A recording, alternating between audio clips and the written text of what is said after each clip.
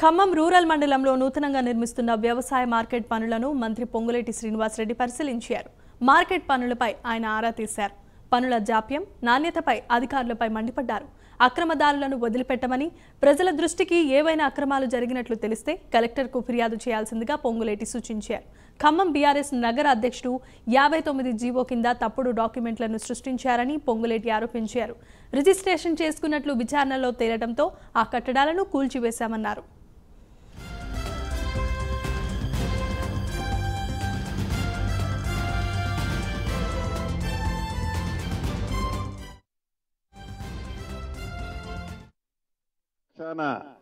ఏ కార్యక్రమాలు అందించాలనో అందించే దాంట్లో ఎన్ని అవాంతరాలు, ఆర్థిక పరమైన అవాంతరాలు చాలా ఉన్నాయి. ఈనాడు గత ప్రభుత్వంలో జరిగిన అనేక అవకతవకల వల్ల ధనిక తెలంగాణ రాష్ట్రాన్ని అప్పుల ఊబిలోకి నెట్టబడి, అప్పుల ఊబిలో ఉన్నా కూడా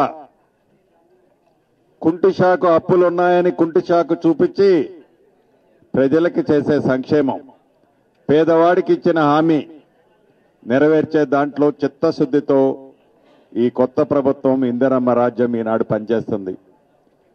దాంట్లో భాగంగానే ఈ ప్రజాపాలన, ప్రభుత్వమే ప్రజల దగ్గరికి వెళ్ళి ప్రజల కష్ట సుఖాల్లో పాలు పంచుకొని ప్రజలు ఏదైతే కోరుకుంటున్నారో, ఏదైతే కావాలనుకుంటున్నారో అదే చేసే ఉద్దేశంతో ఈ ప్రభుత్వం ఏర్పడి ఇప్పటికి 23 రోజులు అయింది.